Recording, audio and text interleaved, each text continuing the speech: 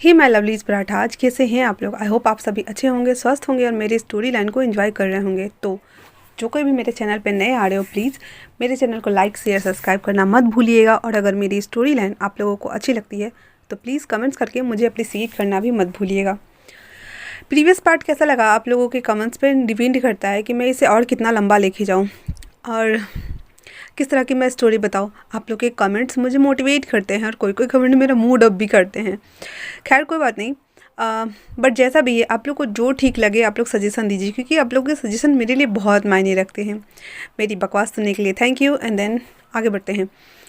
तो जैसा कि लास्ट पार्ट में हम लोगों ने देखा था, वांग जी विंग को जेंटली बेड पे लाके लिटा देता है और उसके ऊपर आ गया था। उसके पैर को अपने शोल्डर के ऊपर रखा हुआ था। एंड देन उससे वापस से कहता है, विंग प्लीज़ प्लीज़ मुझे माफ़ करो।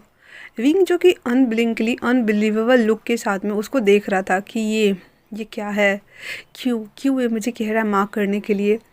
बट वांग जी जब देख रहा है कि विंग कुछ भी रिएक्ट नहीं कर रहा है, बस वो उसे ऐसे शॉकिंग नज़रों के साथ में देख रहा है। ये नज़र वांग जी नहीं चाहता।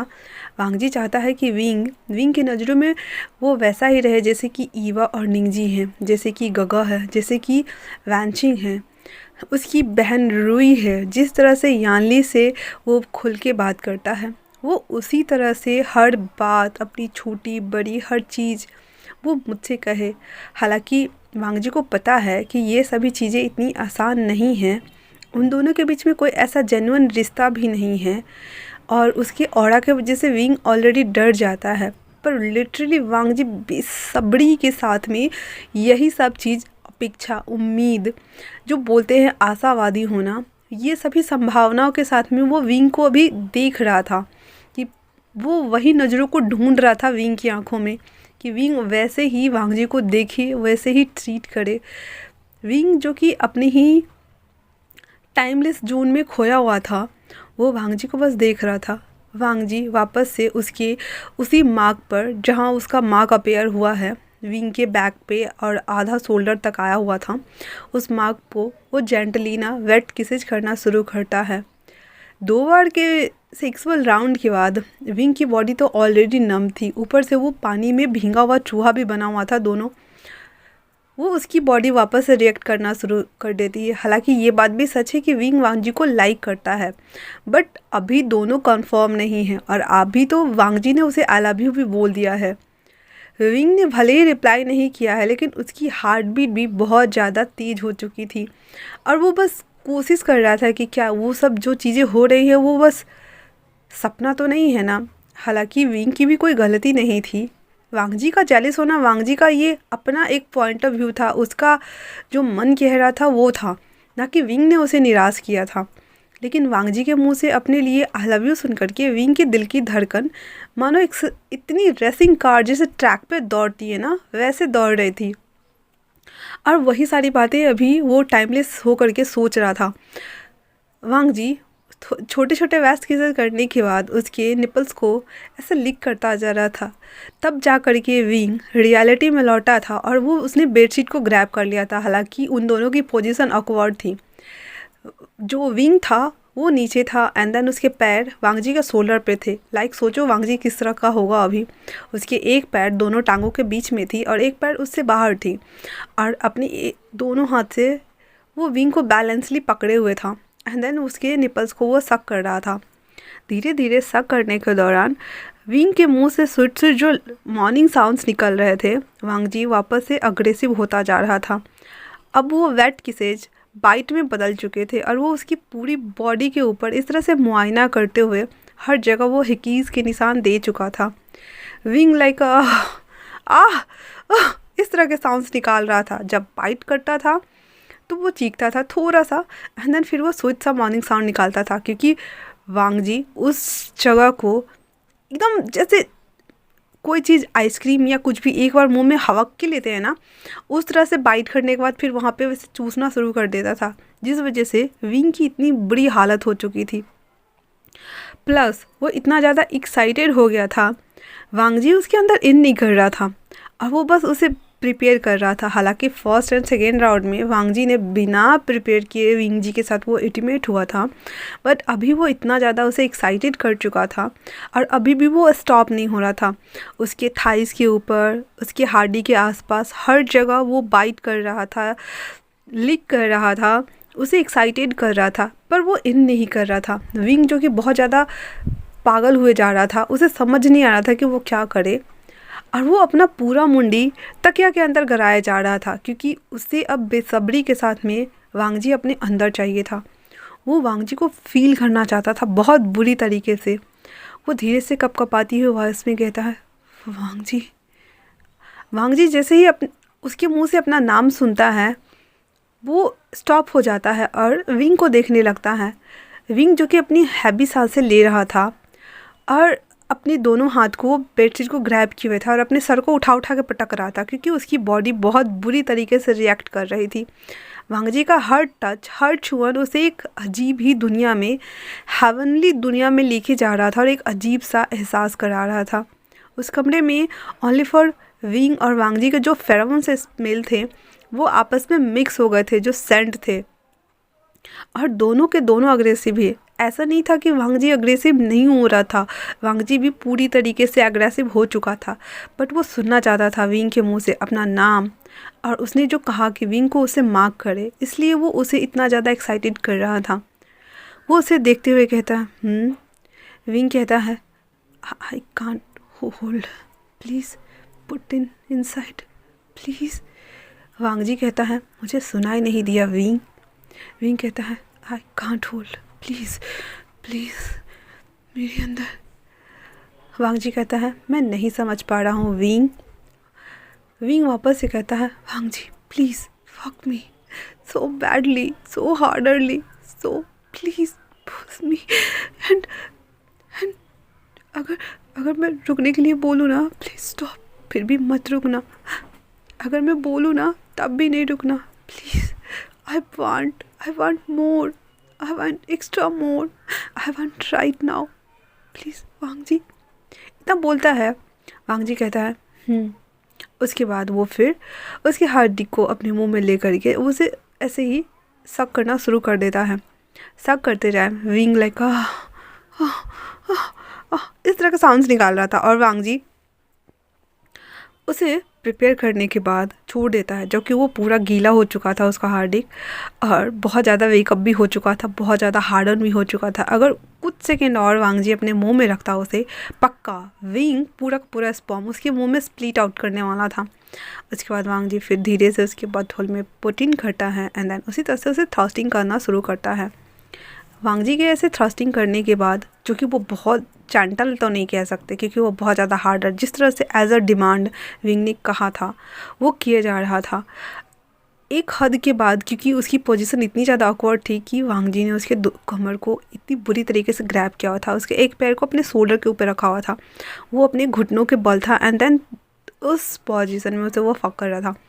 विंग जो कि बहुत ज़्यादा लाउड माउन कर रहा था, और वो एक हद के बाद उसे पूरा का पूरा उसे अपने टमी एरिया तक फील हो रहा था, और कुछ सेकंड के लिए तो वो उसके अंदर छोड़ देता था, एंड देन वापस से उसके निपल्स को ऐसे ग्रैब करके उसे बाइट करके, एंड देन जब उसे स्क्यूज करके लिक करता था तो विंग की तो हालत इतनी ज़्यादा बदतर हो जाती थी उस टाइम में कि वो चाहता था कि वांग जी को ऐसे ग्रैब करे, एंड देन उसके पूरे बॉडी के ऊपर अपने नाखून के निशान बना दे और उसे पकड़ने का ट्राई कर रहा था। लेकिन वांग जी कुछ सेकंड बाद ही वो वापस से अपने पोजीशन में दोबारा चला जाता था, जिस वजह से बेचारा विंग ओनली फॉर अपना हाथ पैर ही मार सकता था और कुछ नहीं कर सकता था उस टाइम में, क्योंकि एज अ डिमांड उसने खुद ही कहा था ये। ऐसा करने के बाद विंग जो कि पूरा का पूरा ऑर्गेज्म तक आने वाला था, वांग जी वापस से उसके हाथ कॉक अपने हाथ में लेकर उसके टिप को वापस से बंद कर देता है, देन कहता है, तो कैसा लग रहा है? हाँ, अभी वो रुका हुआ था, वो कुछ नहीं कर रहा था, पूरा का पूरा मतलब एकदम जैसे रहते हैं ना बात करते वैसे कर रहा था। विंग लाइक और वो समझ नहीं पा रहा था ये इंसान है या बिस्ट है। वो पिछले 40 मिनट से मेरे ऊपर राइडन कर रहा है, एंड देन अब मुझसे पूछ रहे तो कैसा लग रहा है। मतलब वो हाथ हटाए और वो सारा का सारा स्पर्म को स्प्लिट आउट करे, बट नहीं। उसके बाद वांग जी वापस से उसके कान के पास जाते हुए कहता धीरे से, कैसा लग रहा है? विंग अपनी मुंडी को इधर से इधर कर रहा था, वांग जी वापस से कहता है, मैं पूछ रहा हूँ कैसा लग रहा है, और उसके कान में बोल रहा था पूरा घुस के। विंग को तो समझ नहीं आ रहा था क्योंकि उसकी छटपटाहट 3 गुना ज़्यादा हो चुकी थी। अभी मौका भी था, वो वांग जी को सीधे अपने ऊपर से बहुत ऐसे जेंटल नहीं बोल सकते, पकड़ता है एंड देन अपने पैर से उसे वापस से मतलब ऊपर से नीचे तक वो पूरा उसको चाँप दिया हुआ था। दोनों पैर से उसके ऊपर वो अपने दोनों पैर को रैप करा देता है और अपने हाथ से उसके बैक को उसे पकड़े हुए था। विंग जो कि इतना ज़्यादा एक्सॉस्ट हो चुका था, वो सीधे सीधे वांग जी के राइट नेक के पास बहुत ज़ोर से अपने दांत को गरा देता है, लाइक कि वो मार्क कर रहा था। उसके बाद गराने के साथ ही वो पूरा का पूरा स्पर्म मतलब वो ऑर्गेज्म तक पहुंच गया था। और वैसे ही दांत गराई ही बहुत गहरी सांसें ले रहा था। वांग जी के चेहरे पर इतनी ज़्यादा डेविल स्माइल थी कि ओनली फॉर वांग जी को ही पता था और वांग जी ही समझ पा रहा था कि लाइफ में पहली बार आज वो इतनी वाइड स्माइल कर रहा था। उसके चेहरे पे तो मतलब ऐसे विक्ट्री वाली स्माइल बोल सकते हैं इसको, क्योंकि वो चाहता था कि विंग उसे मार्क करे। आखिरकार वांग जी का प्लान सक्सेसफुल जो हो गया था। विंग फ्रस्ट्रेशन में आके उसे बाइट कर चुका था। जैसे ही विंग उसे छोड़ने वाला था, वांग जी उसके हेड को पीछे से पकड़ता है, देन वैसे ही किए था क्योंकि वो हटाना नहीं चाहता। उसको ये पेन भी अभी प्लेजर लग रहा था, उसे बहुत ज़्यादा मज़ा आ रहा था। और विंग जिस तरह से उसके बैक में अपने नाखून को चुभोए जा रहा था, वांग जी को अलग ही लेवल का एहसास करा रहा था, क्योंकि ये पहली बार था जब विंग खुद से रिस्पॉन्स कर रहा था। हालांकि उसके साथ इंटीमेट होने के टाइम पे वांग जी खुद ऐसे ऐसे उसे टॉर्चर करता था कि लाइक वो नॉर्मली बाद में दोनों सेटिस्फाइड हो जाते थे, लेकिन पहली बार विंग उसके बॉडी के साथ कुछ ऐसा कर रहा था तब वांग जी को बहुत ज़्यादा अच्छा लग रहा था और उसके चेहरे पे स्माइल थी। जब विंग पूरी तरह से सैटिस्फाइड हो जाता है, वो अभी भी होल्ड किए हुए था, वापस से वांग जी धीरे धीरे उसके माँ के ऊपर लिक करना शुरू कर देता है, जिस वजह से तो वांग जी के जो नेक के पास जिसने बाइट किया था ना, वहाँ पे उसे ठंडा और गर्म दोनों एहसास करा रही थी। क्योंकि सच में विंग ने गुस्से में आके ही सही, फ्रस्ट्रेशन में आके ही सही, वांग जी को मार्क कर दिया था। और वो जैसे ही वहाँ पे मार्क कर रहा था, अब विंग समझ पा रहा था कि वो दोनों फेटेड पार्टनर है। उन दोनों की जो अल्फ़ा और ओमेगा है वो आपस में मेट हो चुके हैं। विंग पूरा निढाल बेड पे पड़ जाता और कहता है, मेट। वांग जी ऊपर उठता है एंड देन उसकी आंखों में झांक के देखता है। अभी वांग जी की आंखों में जो शाइनिंग थी, जो आंखों का कलर था, विंग समझ पा रहा था कि वांग जी खुश है बहुत ज़्यादा। वो अपने प्लान में सक्सेसफुल हो गया। ऐसे विंग को बुरा नहीं लग रहा था, लेकिन वो इस तरह से उसे मार्क बिल्कुल भी नहीं करना चाहता था। वो हर चीज़ उसकी लाइफ में इतनी ज़्यादा क्रिटिकल कंडीशन में क्यों पहुंच जाती है, विंग को समझ नहीं आ रहा था। वो वापस से कहता है, मीट। वांग जी कहता है एंड देन वो वापस से थर्स्टिंग करना शुरू करता है। विंग जो कि अभी थोड़ा सा नॉर्मल हुआ था, वापस से वो चिल्लाना शुरू कर देता है, क्योंकि वो अभी पूरा का पूरा काम डाउन हो चुका था। उसकी पूरी बॉडी स्वेट से भर चुकी थी और वो पूरा नॉर्मल हो चुका था। इसी तरह से वांग जी नॉन स्टॉप पूरी रात विंग के साथ इंटीमेट होता रहा। 1 बार नहीं, 2 बार नहीं, 3 बार नहीं, पूरे 9 से 10 राउंड तक। कि उस रात वांग जी ने विंग को सोने ही नहीं दिया। पूरे रात उसके ऊपर इस तरह से राइडन करता रहा, मानो कि जैसे बस वो उसके पास एक मीट बन का हो और वो बस खाएगा और कुछ भी नहीं। उसके बाद मॉर्निंग में जाकर के जो दोनों एक्सॉस्ट हुए थे एंड देन सोए हुए थे, वांग जी अभी भी विंग को घूर घूर के देख रहा था। इतना सब कुछ करने के बाद विंग जो कि ना जाने कब बेहोश हो चुका था, वो पूरे मुंह हाथ किए सोया हुआ था, क्योंकि वो इतना ज़्यादा थक चुका था। विंग आराम से उसके बॉडी को देखता है, जो कि उसके बॉडी पे रेड रेड पूरे मार्क बने हुए थे बाइटिंग के, और उसे देख करके उसे अपनी आगोश में दोबारा भरते हुए कहता है, माई मीट, माई ओमेगा। इतना बोल करके वो वापस से डेविल वाले स्माइल दे रहा था और कहता है, हाँ, मैं तुम्हें अलाउ नहीं करता हूँ ना किसी के पास जाने के लिए, तो आज से परमानेंटली तुम सिर्फ और सिर्फ मेरे हो, है ना विंग। इतना बोल करके वो उसे अपनी आगोश में लेते हुए अपनी आंखों को बंद कर लेता है। विंग वो तो कब का बेहोश हो चुका था। वहीं दूसरी तरफ रात को सभी लोग खाना खाने के बाद घर आ गए थे। दोनों बच्चों को वेंचिंग और सीचन घर लेके आए हुए थे। रुई भी घर आ चुकी थी और यानली अपने अपार्टमेंट लौट चुकी थी। नी हेसेंग वो चाहता था जानना विंग के बारे में, तो सीचन ने कहा उसे मॉर्निंग में अपडेट कर देगा वो। इसी वजह से निमुंजे गगा नी हेसेंग को अपने साथ ले गए थे। हालांकि वो जाना तो बिल्कुल भी नहीं चाहता था, पर निमुंजे गगा उसे ले गए थे। घर आकर के वेंचिंग और रुई दोनों बेबी को लेकर के सीचन के रूम में ही बीच में दोनों बेबी को देन अगल बगल दोनों लेट जाते हैं। चारों लोग बेड पे सोए हुए थे और सीचन स्टडी में आकर के कुछ वर्क करते हैं एंड देन वो स्टडी रूम में ही सो गए थे।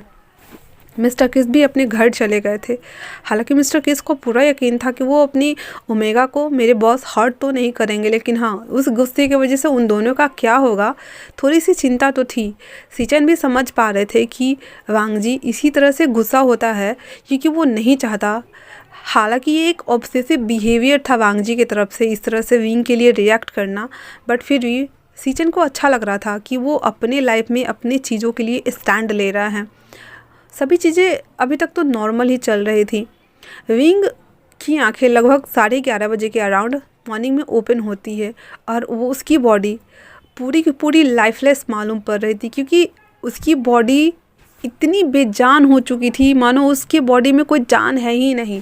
ना उसके हाथ उठ रहे थे, ना पैर उठ रहे थे, ना उससे बॉडी मूवमेंट भी नहीं हो रहा था। वो अपने हेड को भी नहीं घुमा पा रहा था।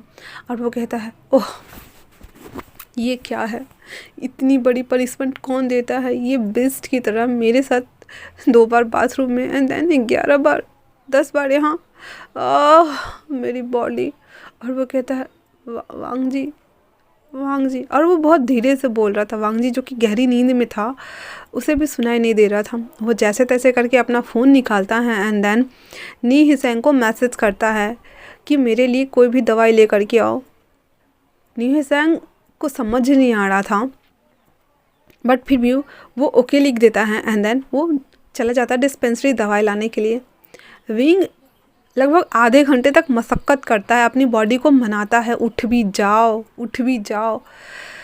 जैसे तैसे करके वो उठ के बैठ जाता है। धीरे धीरे करके वो कपड़े पहनता है। हालांकि उसके सारे कपड़े तो फट चिट गए थे, वो वांगजी के वार्डरोब में से ही निकाल के उसी के कपड़े पहनता है। पहन करके पानी पीता है क्योंकि उसका गला, उसका बॉडी पूरी जवाब दे रही थी। वांगजी जो कि अभी भी पीसफुली सो रहा था। डोरबेल जैसे ही बजती है, विंग जाता है, वो पानी पी रहा था, ग्लास रखता है एंड देन जाता है डोर ओपन करने के लिए। डोरबेल की साउंड वांगजी ने भी सुन ली थी क्योंकि जब विंग ने ग्लास पटका था तो उसकी आँख ना खुल गई थी।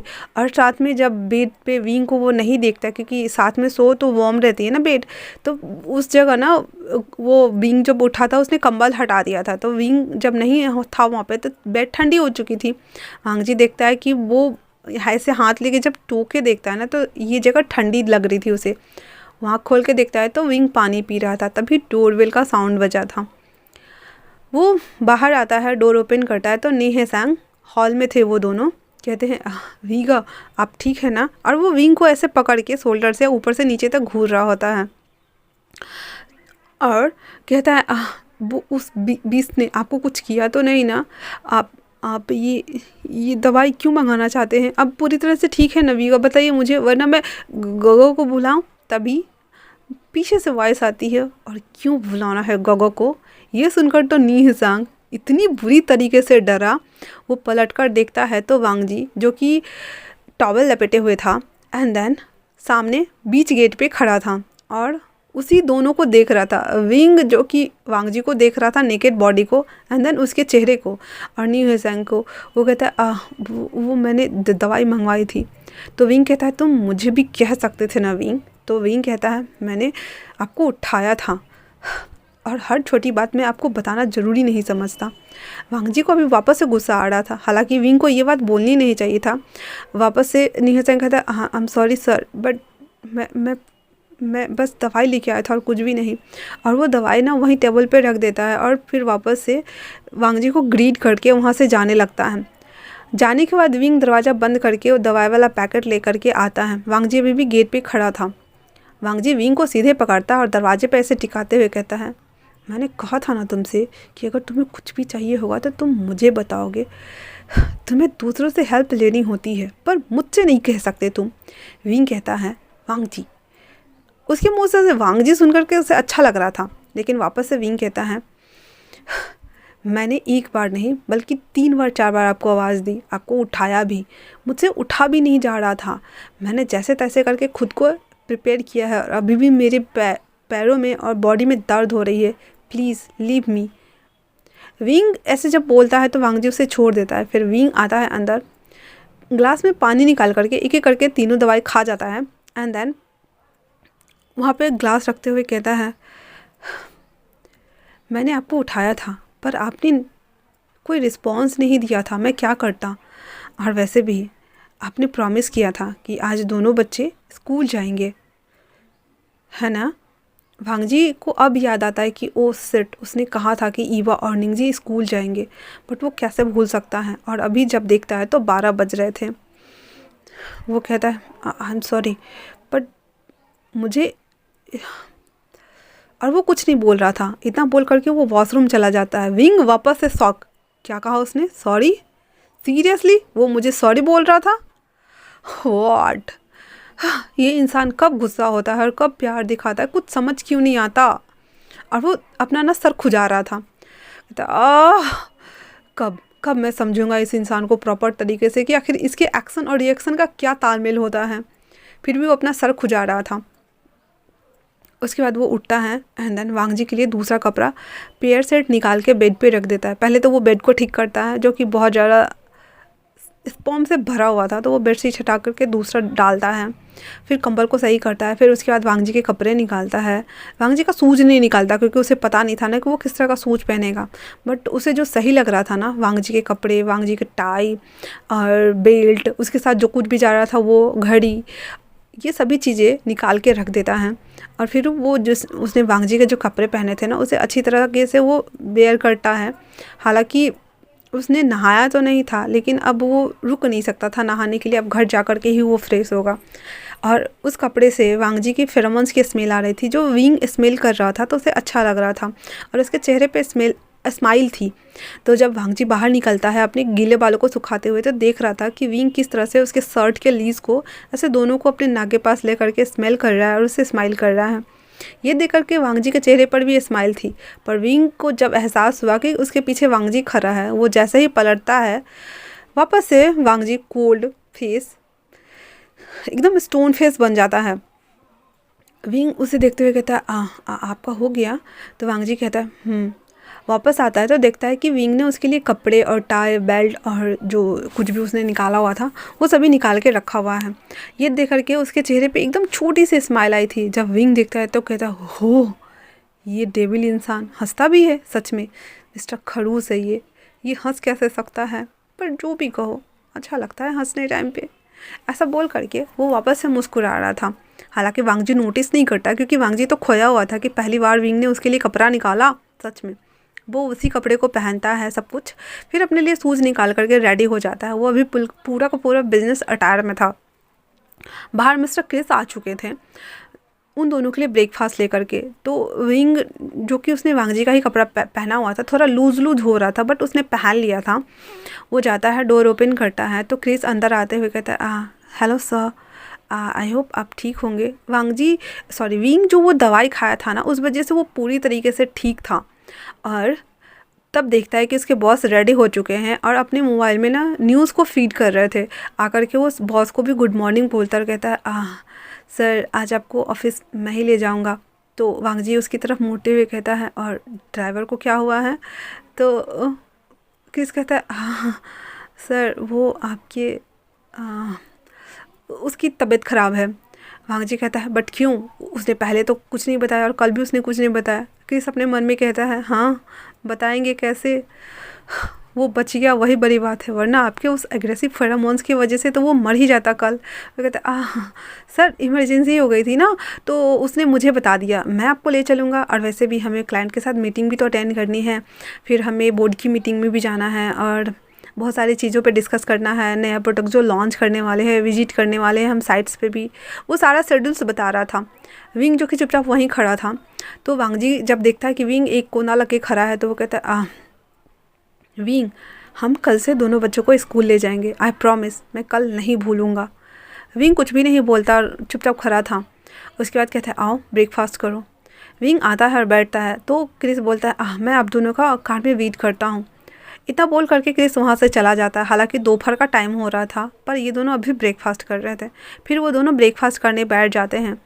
वांग जी जो कुछ भी लाया था क्रिस उसमें से निकाल निकाल के विंग को दे रहा था खाने के लिए। विंग को तो समझ नहीं आ रहा था ये इंसान किस बात पे गुस्सा होता है और किस बात पे उसे प्यार करता है। जिस तरह से कल वो रिएक्ट किया था और आज देखो वो कितना ज़्यादा कंसर्न हो रहा है। और पनिशमेंट के तौर पे उसके ऊपर वो पूरी रात राइड ऑन करता रहा था। उसके भेजे में कोई बात जा ही नहीं रही थी, वो वापस से अपनी ही टाइम जोन में खोया हुआ था। तभी वांग जी कहता है इतना ज़्यादा क्या सोचते रहते हो। हाँ, उसकी इतनी ठंडी वॉइस सुन करके विंग कहता है आपको कुछ भी तो नहीं, मैं बस सोच रहा था कि मैं ब्रांच चला जाता।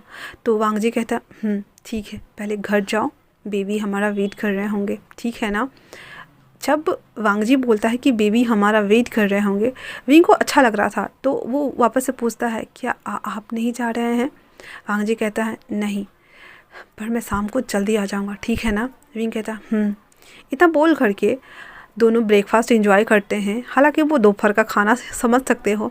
फिर दोनों नीचे आते हैं। अभी कार ना पूरी तरीके से शांत थी क्योंकि मिस्टर क्रिस खुद ड्राइव कर रहे थे। विंग को होम ड्रॉप करने के बाद वांग जी ऑफिस चला जाता है। तो आज के लिए इतना ही। कैसा लगा आप लोगों को ये छोटा सा प्यारा सा पार्ट, मुझे कमेंट्स करके आप लोग ज़रूर बताइएगा। तब तक के लिए थैंक्स फॉर वॉचिंग।